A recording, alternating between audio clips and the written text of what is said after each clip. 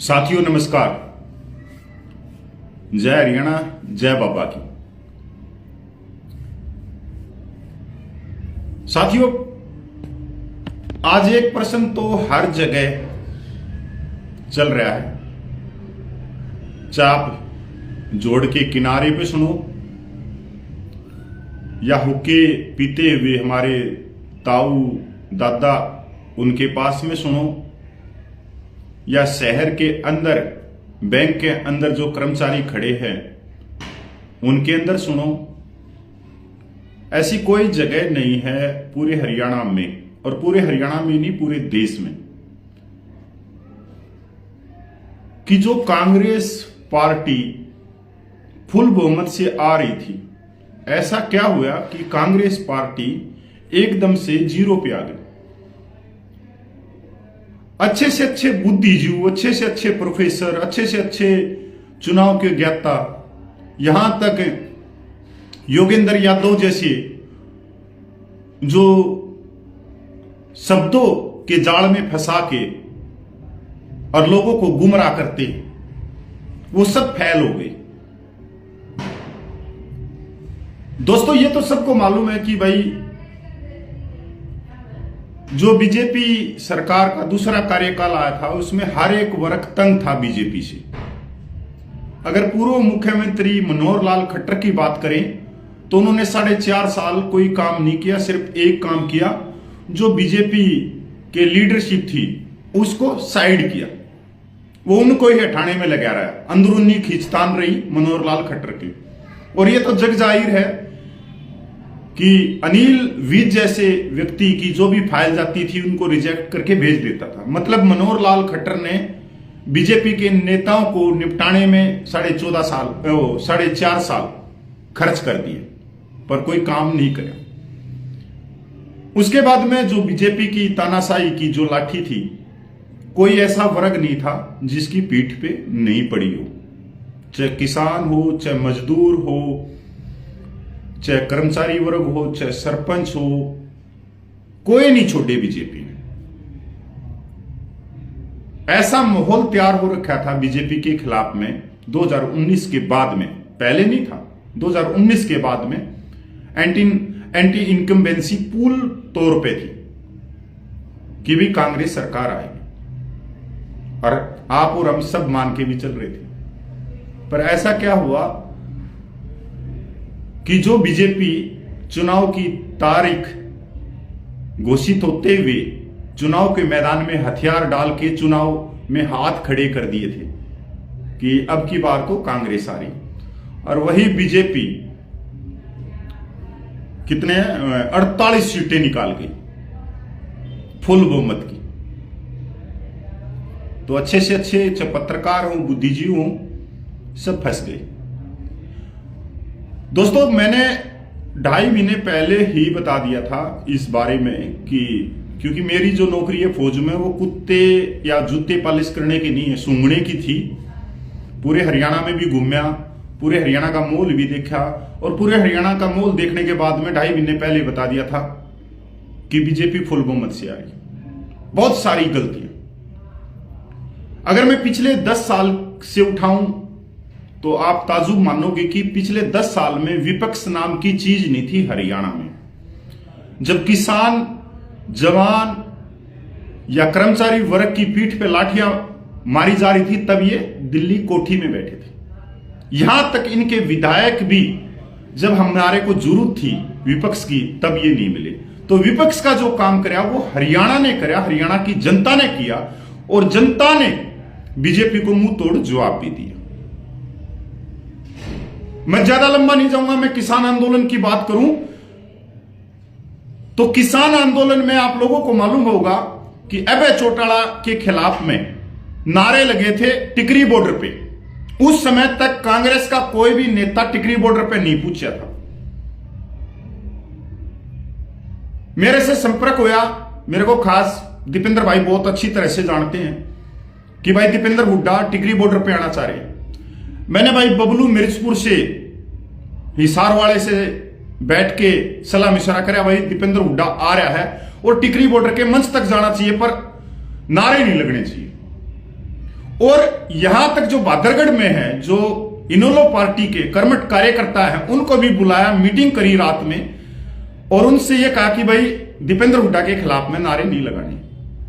दीपेंद्र हुड्डा को टिकरी बॉर्डर पे उतारा और कम से कम बबलू मिर्चपुर की सहायता से 1500 जो नौजवान साथी हैं वो जगह जगह खड़े करे। इसके अंदर राजेश जून उनके साथ में उतरा और दीपेंद्र हुड्डा कांप रहा था उस समय, उनका दिल ऐसे कर रहा था। और वो टिकरी बॉर्डर के मंच तक गए और मंच तक वापस उनको सही सलामत लेके वापस आए। उनके बाद में वो टिकरी बॉर्डर पे भी जाने लग गए, हमारे को भूल गए, चलो वो तो कोई बात नहीं। मतलब जहां जरूरत पड़ी ना वहां कांग्रेस नहीं थी। अब कांग्रेस पार्टी ने विपक्ष की भूमिका निभाई ही नहीं पिछले 10 साल में, तो फिर कांग्रेस की इतने आप क्यों रो रहे हो? जब आप लोगों का सम्मान कांग्रेस ने किया ही नहीं तो इतना रोने की जरूरत है ही नहीं। क्योंकि कांग्रेस ने जो गलती लोकसभा में करी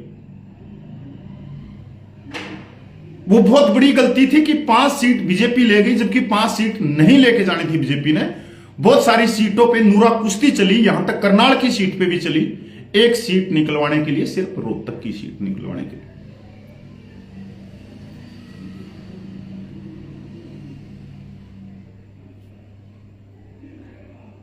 लोकसभा जीत गए। एक ड्रामा आप लोगों ने देखा होगा, कोठी के ऊपर सभी मुबारकबाद देने के लिए जा रहे भाई दीपेंद्र हुड्डा को।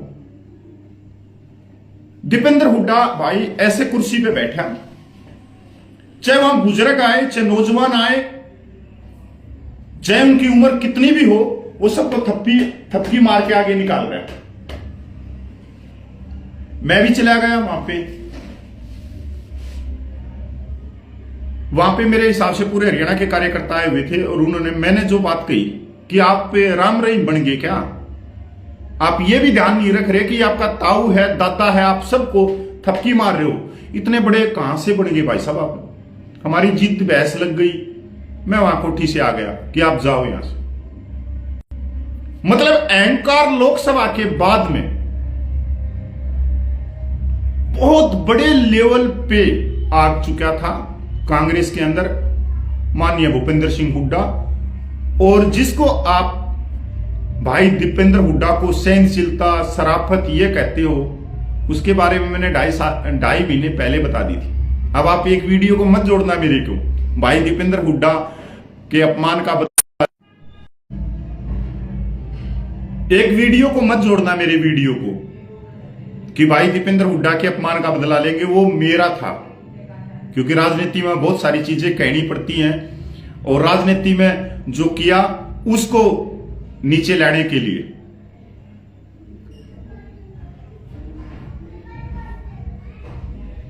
एक व्यक्ति कांग्रेस पार्टी से मुख्यमंत्री, एक व्यक्ति कांग्रेस पार्टी की वोट बांटने वाला, एक व्यक्ति मैनेजमेंट वाला, एक व्यक्ति सोशल मीडिया इंजीनियर, मतलब सब कुछ एक ही व्यक्ति हो गया। ऐसे कैसे हो सकता है? कांग्रेस पार्टी तो संगठन है, कांग्रेस पार्टी एक नहीं है, एक व्यक्ति नहीं है। यहां सबसे बड़ी गलती हुई। कांग्रेस पार्टी ने आवेदन मांगे, आवेदन गए 2700 के करीब, और पिछले 10 साल में एक विधानसभा में 10 को इन्होंने थपकी मार रखी थी। जब आपने टिकट नहीं देनी थी तो उनका आवेदन मांगे क्यों? और आवेदन मांगे तो सर्वे के आधार पे या लकी ड्रा निकाल के आप सीट का वितरण करते। आपने टिकट बांटने से पहले क्या कार्यकर्ताओं की राय ली? पर बीजेपी ने ली, बीजेपी ने आरएसएस की भी राय ली, और जो मंडल क्या बोलते हैं ना कि बीजेपी के कार्यकर्ताओं को मंडल के कार्यकर्ता क्या बना रखे, इनकी भी राय ली। आरएसएस ने कहा कि 50 के करीब नए चेहरे आने चाहिए, पर बीजेपी ने 37 नए चेहरे लेके आई। और कांग्रेस में भी यही चीज चल रही थी कि नए चेहरे आने चाहिए। चाहे कांग्रेस के जो विधायक है उनका भी लक्की ड्रा होना चाहिए, क्योंकि जो कांग्रेस के विधायक थे 28 के करीब, वैसे 31 थे, फिर बाद में लोकसभा पहुंच गए। इन सभी विधायकों के खिलाफ एंटी इनकम्बेंसी थी इलाके में, हर जगह, चाहे झज्जर, रोहतक, सोनीपत, कहीं भी थे। चाहे सडोरा की बात करो, यमुनानगर की बात करो, कहीं की बात करो, कोई भी व्यक्ति कांग्रेस का कार्यकर्ता, लीडर इनको नहीं चाह रहा था। पर जब यहां से टिकट मांगने के लिए गए, सरदारी गई, 25-25 सरपंच गए कोठी पे दिल्ली में, सीधा एक जवाब मिला उनको कि तुम्हारे से पूछ के टिकट देंगे क्या। यहां से उल्टी गिनती शुरू हो जाती है। 72 सीट हुड्डा साहब बांटते हैं, उनमें से 5 सीट आला कमान बांटते हैं, सीधे वो राहुल गांधी और प्रियंका गांधी की सिफारिश से वो लेके आते हैं। बाकी सुरजेवाला को अपने लड़के की सीट मिल गई, इधर से अपने कुमारी शैलजा भी बांट देती। अब एक चीज ये पूछने की चीज है कि जब कांग्रेस ने काम किया ही नहीं, विपक्ष की भूमिका निभाई ही नहीं, तो कांग्रेस के पास में क्या नए चेहरे नहीं थे।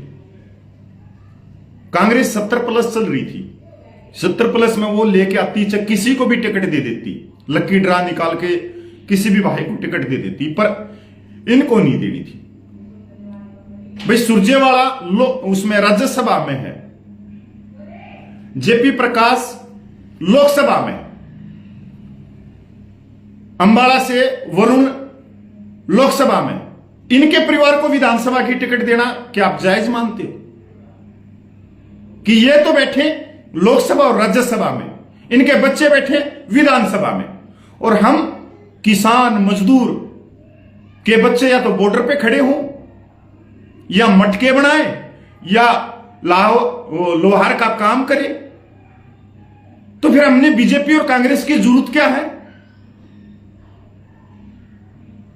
जब हमने काम ही अपना करना है, जिस जाति में हम पैदा हो रहे हैं, तो फिर हमने कांग्रेस और बीजेपी का क्या मतलब है? इसके बाद में धीरे धीरे जो वीडियो वायरल हुए, उन वीडियो ने एक तस्वीर साफ करते चले गए। एक विधायक कहता है पहले अपना घर भरेंगे, बाद में दूसरे का घर भरेंगे। एक कहता है 50 वोट लेके आओ, नौकरी लेके जाओ। एक विधायक कहता है कुनबे के हिसाब से नौकरी दूंगा। एक लोकसभा का सांसद कैथल के अंदर एक बुजुर्ग व्यापारी को दुलाती मारता है, लात मारता है, और भाई दीपेंद्र हुड्डा वहां खड़े रहते हैं। क्या इस चीज को पूरे देश ने नहीं देखा? क्या दीपेंद्र हुड्डा में इतनी हिम्मत नहीं थी कि इस बुजुर्ग के पैर पकड़ लेता, हाथ जोड़ लेता और उसको सीने के लगा लेता? क्या ये बहुत बड़ा मैसेज नहीं चाहता? और जिस लोकसभा के सांसद ने जो दुलाती मारी, जो लात मारी, उसको मंच से तार देता, तो कितना बड़ा प्रभाव हो जाता? नहीं, इन्होंने कहा इनके व्यक्तिगत विचार है। व्यक्तिगत विचार कैसे हो सकते? उम्मीदवार आपके हैं, व्यक्तिगत विचार कैसे हो सकते? कैसे आप पल्ला झाड़ सकते हो? अगर व्यक्तिगत विचार है तो मैं यह भी पूछना चाहता हूं, भाई दीपेंद्र हुड्डा हेलीकॉप्टर से उतरता, और हेलीकॉप्टर से उतरने के बाद में उसकी सोशल मीडिया के ऊपर गाने क्या लगते, बैकग्राउंड म्यूजिक क्या लगता, उंगली घुमा दी, सिस्टम फाड़ दिया, सिस्टम हाईजैक कर दिया, और उसके ऊपर जो मिलियनों में व्यूज आते थे, तो वो व्यू ऐसे नहीं आए। वो बीजेपी की आईटी सेल ने उनको हर घर तक पहुंचा दिया पूरे हरियाणा में, कि ये अभी तो चुनाव लड़ रहे हैं, अभी ये सत्ता में भी नहीं आए हैं, और ये सिस्टम फैल कर रहे हैं। तो ये जो बात गई, ये दलित समाज में यहां तक चली गई, और इस चीज को पहुंचाने में आरएसएस बहुत माहिर है इस तौर पे।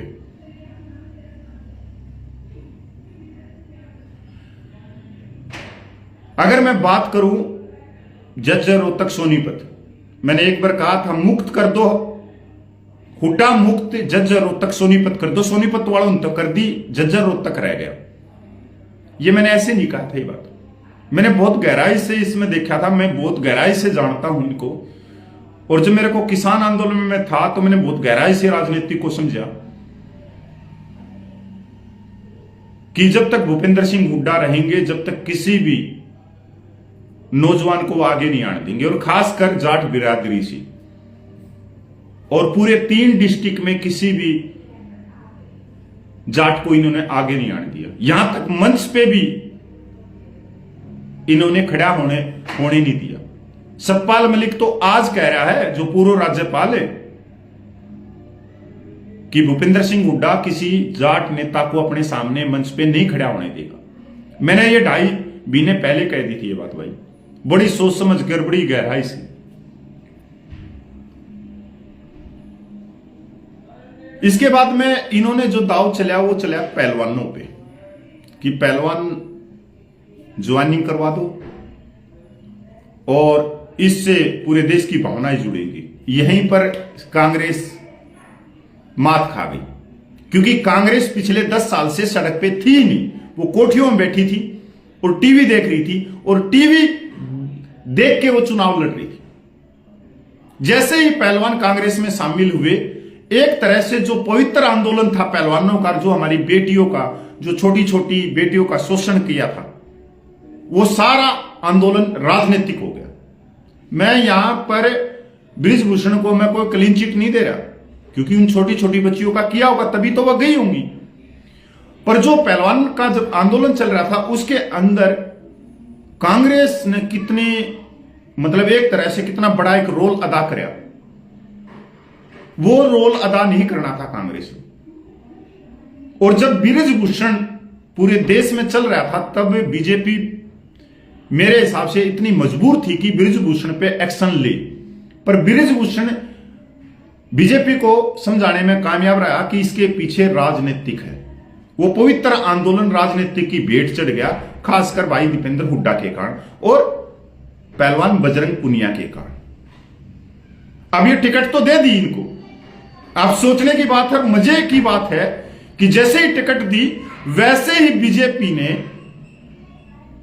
बिल्कुल क्लियर कह दिया, चेतावनी दे दी कि किसी ने भी विनेश फोगाट का नाम पूरे हरियाणा में नहीं लेना, ना विनेश फोगाट को टारगेट करना। यहां तक जो बड़बोले है, जो पूर्व मुख्यमंत्री मनोहर लाल खट्टर, उसके ऊपर भी तरपाल डाल दिया। मनोहर लाल खट्टर के ऊपर पूरे चुनाव में तरपाल डाल दिया बीजेपी ने, क्योंकि वो बड़बोला था और उसका एक शब्द पूरी हवा को गायब कर देता।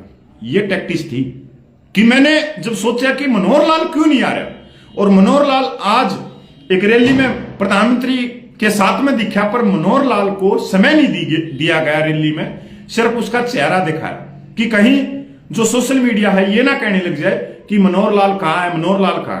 1-2 रैली में उसका चेहरा दिखा के और मनोहर लाल को पीछे कर दिया। और जैसे ही टिकट पहलवानों को दी गई, तो यह मैसेज अंदर खाते पूछ गया कि इस पहलवान आंदोलन के पीछे राजनीति थी। इसका बहुत बड़ा नुकसान हुआ। दूसरा नुकसान जो खींचतान हुई, वह नाननौंद की सीट पे हुई, और नाननौंद की सीट का इतिहास में नाम लिखा जाएगा कि जो चंडीगढ़ पूछने का सपना ले रहे थे, वो वापिस दिल्ली कोठी में वापिस पूछा दिए। और मैंने भी जब भाई जस्सी पेटवाड़ को टिकट मिली, मैंने भी शुभकामनाएं दी थी और खुश हुआ था दिल से। पर मैंने जब उनका एक वाक्य सुना कि मेरे कार्यकर्ता है जिन्होंने जो बस में जा रही लड़कियां थी उनके आगे किलकी मारी, बहुत सारी चीजें करी, तो जस्सी पेटवाड़ ने कहा कि ये मेरे कार्यकर्ता हैं। तो मैं ये पूछना चाहता हूं जस्सी पेटवाड़ से, जो बहनें, जो माता उस बस में बैठी थी, वो किसकी? उसके बाद में मैंने वो पोस्ट भी हटा दी। बड़ा मतलब अचंभा होया कि ऐसे शब्द वो कैसे कह सकता है। अब जो खींचतान में थी, जो शैलजा थी, वो अपने भतीजे के लिए सीट मांग रही थी एक। यहां तक जो कांग्रेस का अध्यक्ष था उदयभान जी, वो पाटौदी से अपने दामाद के लिए सीट मांग रहा था। मतलब गरीब के लिए तो इन्होंने सीट दी नहीं कांग्रेस ने कि किसान मजदूर का बच्चा विधानसभा में पूछ जाए। सारा का सारा वंशवाद पे तार दिया।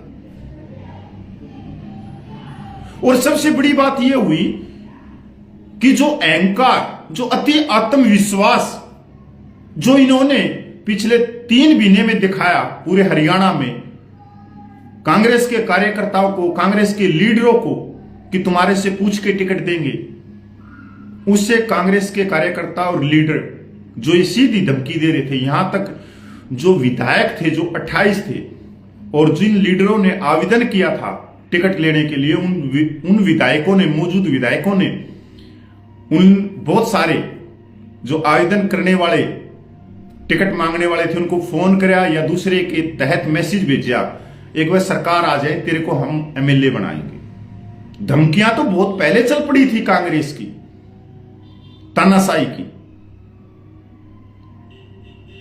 यहां तक दीपेंद्र हुड्डा खुद मंचों से कह रहा था कि जो मेरा नहीं है, जो कांग्रेस को वोट नहीं देगा, वो हमारा नहीं है, और 8 तारीख के बाद में उसकी कोई अपील नहीं सुनी जाएगी। मतलब एक तरह से दीपेंद्र हुड्डा, जिसको आप शराफत का पुतला बोलते थे, वो खुलेआम धमकी देते घूम रहा था कि 8 तारीख को आपकी अपील नहीं सुनी जाएगी।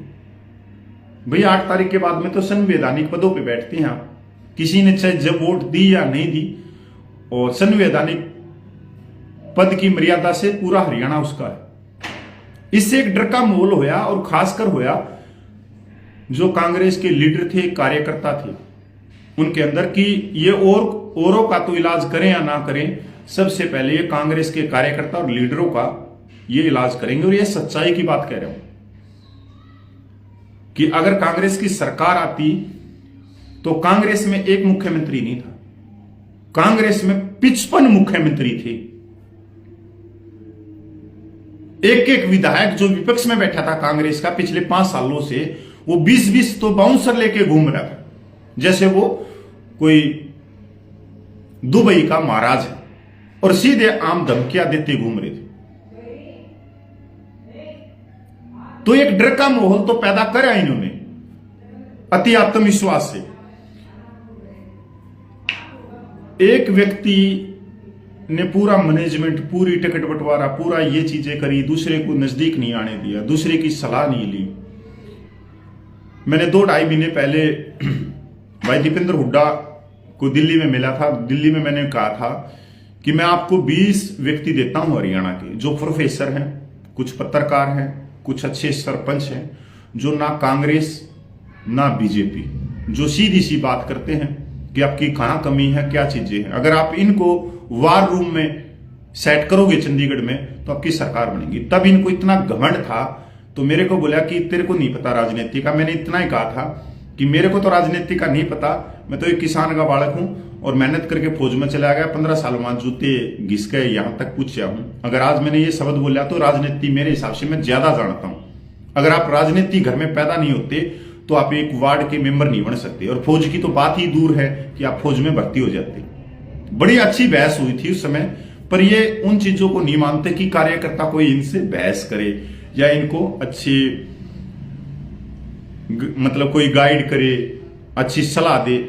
इनको थी चमचों की जरूरत। इनका कह सकते हो कि इनकी गर्दन में था सरिया। किसान आंदोलन में बहुत सारे क्रांतिकारी भाई पैदा हुए।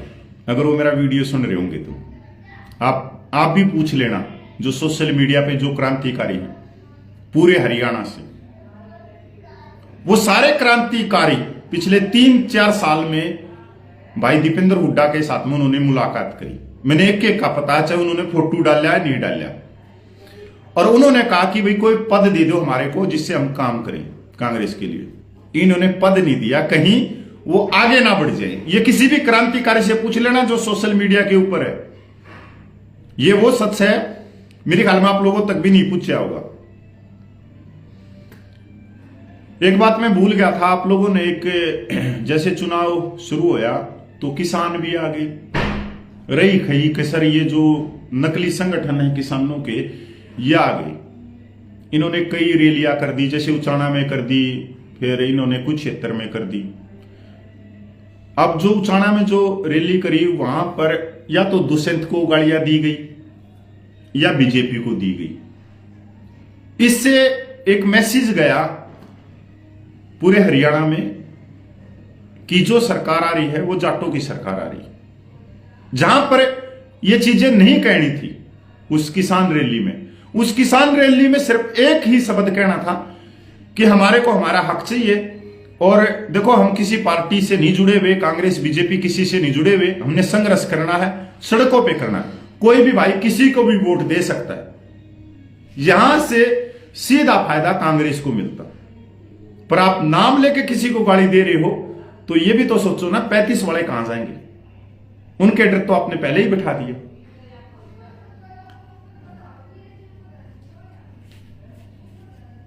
पिछले 10 साल में हुड्डा साहब के ऊपर जो टैग लगा कि वो जाटों का नेता है, हुड्डा साहब इस टैग को नहीं मिटा सके क्योंकि दिल्ली से मैदान में कभी उतरे ही नहीं। अब भाई बहुत सारे भाई कह देंगे दीपेंद्र भाई तो मैदान में था, संघर्ष कर रहा था। दीपेंद्र भाई कहीं संघर्ष नहीं कर रहा था। जब संघर्ष का उसका समय था, जब तो राज्यसभा में पूछ गया था, और सबने पता है बीजेपी ने मदद करी थी राज्यसभा में पूछाने के लिए। और वो दिल्ली से चलता था तो कांग्रेस के कार्यकर्ता रोड पे खड़े हो जाते थे हर एक गांव में, और वहां फोटो खिंचवा देते थे, वो सोशल मीडिया पर डाल देते थे। ऐसा लगता था कि भाई दीपेंद्र हुड्डा इलाके में घूम रहा है, रोहतक जज्जर सोनीपत में घूम रहा है। नहीं, कहीं नहीं घूम रहे थे। जब लाठियां पड़ रही थी सरपंचों की कड़ पे, तब कहीं नहीं थे। तब तो ये कैमरों के आगे खड़े होकर 2 मिनट बोल के और वापिस कोठी के अंदर सो जाते थे। यहां तक इनके विधायक नहीं दिखे होंगे आपको पूरे 10 साल में, कहां पे थे ये। तो मैं कह रहा था कि भूपेंद्र सिंह हुड्डा के ऊपर जो टैग लगा कि ये जाटों का नेता है, भूपेंद्र सिंह हुड्डा को सबसे बड़ी हानि इसी टैग के कारण कि भूपेंद्र सिंह हुड्डा इस टैग को नहीं मिटाया पिछले 10 साल में, ना इस टैग को मिटाने के लिए मेहनत करी कि भाई नहीं, मैं जाटों का नेता नहीं हूं, मैं 36 बिरादरी का नेता हूं, मैं 3 करोड़ हरियाणियों का नेता हूं। इस टैग को नहीं हटाया। यही टैग मायावती के ऊपर लगा उत्तर प्रदेश में कि वो दलितों की नेता है, तो आज मायावती कहां बैठी आप लोगों के सामने। यही टैग लालू प्रसाद यादव के ऊपर लगा बिहार में, आज वो कहां बैठे, 1-2 अपनी सीटें निकाल रहे हैं, अपने मजे ले रहे। यही टैग अखिलेश यादव के ऊपर लगा उत्तर प्रदेश में कि अखिलेश यादव का नेता है। पर ना तो लालू ने और ना इनके परिवार ने इस टैग को मिटाने की कोशिश करी, और ना ही हुड्डा साहब ने इस टैग को मिटाने की कोशिश करी। हां, अखिलेश यादव ने इस टैग को मिटाया और लोकसभा में 37 सीटें वो लेके आया सपा की। और यहां से हुड्डा साहब को सबसे बड़ा जबरदस्त नुकसान हुआ। जो पार्टी चुनाव के मैदान में थी ही नहीं, बीजेपी, और एकदम वो चुनाव के मैदान में आई और ये कह रहे हैं कि ईवीएम में गड़बड़ कर दी। ना, कोई भी ईवीएम में गड़बड़ नहीं है, 1% भी नहीं है। मैं पूरे हरियाणा में घूमया हूं, कहीं भी नहीं। बिल्कुल झूठ है, क्योंकि वो जिम्मेवारी लेने के लिए तैयार नहीं है हुड्डा साहब, नैतिकता के आधार पे, कि उनके अहंकार, घमंड, अति आत्मविश्वास के कारण यह हुआ। यहां तक जो पिछले 25-30 साल के जो कार्यकर्ता थे, उनको भी अब फिलहाल 3-4 महीने में सम्मान नहीं मिला, उनको स्टेजों के ऊपर जगह नहीं मिली। तो आप ये सोच सकते, टिकट किसको मिल रही? कैथल में सुरजेवाला के लड़के को, जेपी के लड़के को,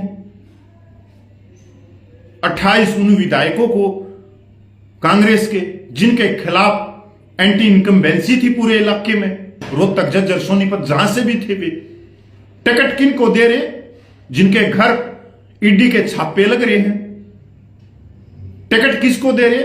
जो बैंकों का 5,000 करोड़ लोन लेके चुकता नहीं करा, क्या ये टिकट देनी थी इनको? नहीं देनी थी। आम आदमी सब है क्या? 3.25 करोड़ में कोई टिकट देने वाला इनको मिला ही नहीं। फिर रही गई खसर, इन्होंने निकाल दी वोट काटू वोट काटू वोट काटू ये कह के। फिर रही गई खसर जो हरियाणा के अंदर ये क्या करना चाह रहे हैं, इनका क्या मैनिफेस्टो, उसके बारे में बात नहीं कर रही। पहलवानों के ऊपर लाठी चला दी, किसानों के ऊपर लाठी चला दी, कर्मचारियों के ऊपर लाठी मार दी। अरे भाई, लाठी तो मारी है बीजेपी ने, पर इससे बाहर भी तो निकलो ना। आप क्या करना चाह रहे हो अगले 5 साल में? ये 3 मुद्दों के अलावा इनके पास में कोई मुद्दा नहीं था, और तीनों मुद्दे आम जनता के थे। आम जनता ने लाठी खाए। जब लाठी खाए तब ये कहीं थे नहीं। शिक्षा, स्वास्थ्य, व्यापारी वर्ग, आपराधिक जो अपराध, उस पर कैसे रोकथाम करेंगे, इसके बारे में तो ये मैनिफेस्टो में कुछ बोलते ही नहीं थे। यहां तक कांग्रेस के 90 जो उम्मीदवार थे उनको पूरा मैनिफेस्टो नहीं पढ़ना आता। बीजेपी वालों को भी ना आता, बीजेपी वाले भी नहीं, धूल में लट लग रहा है, बीजेपी वालों को भी मैनिफेस्टो नहीं आता। तो बताओ किसकी गलती है? मैं यहां कोई शैलजा का पक्ष नहीं लेना चाह रहा। किसी की गलती है तो वो है राहुल गांधी की, उसकी लीडरशिप में, उसके नेतृत्व में, उसके जो ठोस फैसले लेने की उसमें ताकत नहीं है, सिर्फ राहुल गांधी। हरियाणा में आते हैं जलेबी जलेबी करके, और एक जगह पे भूपेंद्र सिंह हुड्डा की प्रशंसा राहुल गांधी जी करते हैं, दूसरी जगह पे प्रियंका गांधी दीपेंद्र हुड्डा की प्रशंसा करते हैं। यहां से मैसेज बहुत अलग चला गया। बीजेपी की सोशल मीडिया जब नायक फिल्म के जो डायलॉग है और उसके ऊपर चेहरा दिखा रही है, हर घर में वो वीडियो पूछाए जा रहा है, तब भी इनको ये नहीं पता लगा कि इससे जो दलित समाज है वो हटता जा रहा है। उसका बचाव या डिफेंस नहीं किया इन्होंने कहीं भी। यहां तक मिर्चपुर कांड है, गोवाना कांड है, बीजेपी ने पूरी तौर पर, और बीजेपी क्या आरएसएस ने भी घर घर पूछा दिया कि दलितों का क्या होगा, आगे सरकार आ रही है, जाटों की आ रही है, ये आ रही है। इसका डिफेंस नहीं किया। इसका डिफेंस इसलिए नहीं किया कि इन्होंने उस डिफेंस को करने के लिए नौजवानों को तैयार ही नहीं किया। कांग्रेस में बीजेपी की सोशल मीडिया इनके वीडियो को फैला रही है, इनकी मदद कर रही है बीजेपी की सोशल मीडिया, जो आश्चर्यजनक था इस इलेक्शन में। और यह बहुत अलग इलेक्शन हुआ है वंशवाद के खिलाफ में। और यह भी सच्चाई की बात है कि इतिहास के पन्नों में माननीय पूर्व मुख्यमंत्री भूपेंद्र सिंह हुड्डा का नाम लिखा जाएगा कि भरी थाली का ठोकर कैसे मारी जाती। भरी थाली का ठोकर मारी है आई हुई सत्ता या आई हुई बाजी, जिसको ये हारे, क्योंकि ये अहंकार, अति आत्मविश्वास और कार्यकर्ताओं से फीडबैक नहीं लेना। सिर्फ 2 व्यक्ति, तीसरा तो कोई व्यक्ति ही नहीं था कि कोई इनके पास में कोई वार रूम में कोई प्रोफेसर हो, कोई नौजवान साथी हो, क्रांतिकारी हो, बुद्धिजीवी हो, कुछ नहीं। किसान आंदोलन से बहुत सारे क्रांतिकारी पैदा हुए, एक भी क्रांतिकारी को इन्होंने मौका नहीं दिया। सारे क्रांतिकारियों ने इनकी देड़ पे जाके माथा टेक है पिछले 3-4 साल में, पर किसी को मौका नहीं दिया, ना उनको अपने साथ में रखा, ना उनसे मतलब किसी भी तरह से इन्होंने मैन लीडिंग नहीं करी। एक भाई का नीचे आ रहा, भाई रोहतक झज्जर में तो गणीय सीट निकाल दी मेरे भाई से, गणीय सीट निकाल दी। यहां के जो लोग हैं ना, वो चौधर के नाम से वोट डाल गए। अगर ये पता लग जाए यहां के रोहतक झज्जर में कि बीजेपी तीसरी बार आ रही है, तो बहुत सारी सीटें बीजेपी की जोड़ी में जानी थी। ज्यादा हम मार्जिन से नहीं जीत रहे, और आज के दिन रोहतक झज्जर से 50% ये साफ हो गई।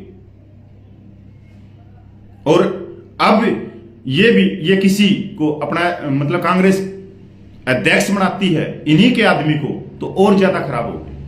आज के दिन कांग्रेस को बहुत ठोस फैसले लेने की जरूरत है कि कोई नया चेहरा आए, नहीं तो वही हालत होगी जो कैप्टन अमरिंदर ने पंजाब में करवाई। पर कैप्टन अमरिंदर ने तो कर दिया बेड़ा कर, उसके बाद में कांग्रेस ने फिर वापसी करी सिर्फ नए चेहरों की वजह से। नए चेहरे को अध्यक्ष बनाया, पुराना को सबको पीछे करे। पर अगर इन्हीं जो पुराने 28 या तकरीबन ये मेरे ख्याल में 37 सीट जीतते हैं कांग्रेस, अगर इन 37 सीटों में से ये अध्यक्ष बनाते हैं तो भाई फिर मेरे हिसाब से कांग्रेस नहीं आएगी, कांग्रेस वापसी नहीं करेगी। और एक वीडियो में मैं समेट नहीं सकता ये सारी चीजें, इसके लिए कई वीडियो चाहिए। तो इतना मत, कोई कॉपीराइट मत करना इस चीज को, खासकर पूरे हरियाणा में, कि इनकी जो सच्चाई बताई वो मैंने ही बताई थी 2.5 महीने में। कदे कोई आज आकर कोई बुद्धिजीव बन जाए, कोई प्रोफेसर बन जाए, नहीं हमने तो पहले बताई थी। नहीं, मैं कोई बीजेपी का एजेंट नहीं हूं, ना मैं बीजेपी का कोई कार्यकर्ता हूं, मैंने ही बताई थी 2.5 महीने पहले। तो कॉपीराइट जो है वो मेरे पास में अभी तक। इनके चेहरे और ये किस तरह का बर्ताव करते हैं ये बहुत अलग चीज है। अगर कोई कोठी में खड़ा होकर धमकी देगा मेरी कोठी से बाहर चले जाओ, तो बहुत अलग चीजें हैं। तो कई वीडियो बनने हैं इसके ऊपर, क्योंकि आज मैं माननीय हुड्डा साहब का धन्यवाद करता हूं कि आज उन्होंने कहा है मीडिया में आके कि हार के क्या कारण है मेरे को बताएं लोग। तो कुछ मैंने बताए हैं कारण, आने वाले समय में फिर और कारण बताऊंगा, क्योंकि एक वीडियो में समाप्त नहीं हो सकते। तो हुड्डा साहब तक ये कारण आप भी बताओ और सभी बताओ, क्योंकि थोड़ा सा दुख तो हो रहा कि बीजेपी सरकार तीसरी बार आई है, पर क्या करें, इन्होंने दो आदमियों ने भरी थाली का लात मारी। 2 आदमियों की वजह से बीजेपी आई है और कोई धांधली नहीं करी है बीजेपी ने, बिल्कुल भी नहीं करी, किसी भी पे नहीं करी। जो भी हारे हैं ना, जो भी जिनको 600 वोट भी आई हैं, जो निर्दलीय उठे हुए थे, वो भी ये कह रहे हैं नहीं कोई धांधली नहीं थी, इनकी वजह से आई। तो इसलिए हम माननीय भूपेंद्र सिंह हुड्डा का सम्मान करेंगे और उनको बताएंगे कि क्या क्या कमियां रह गई।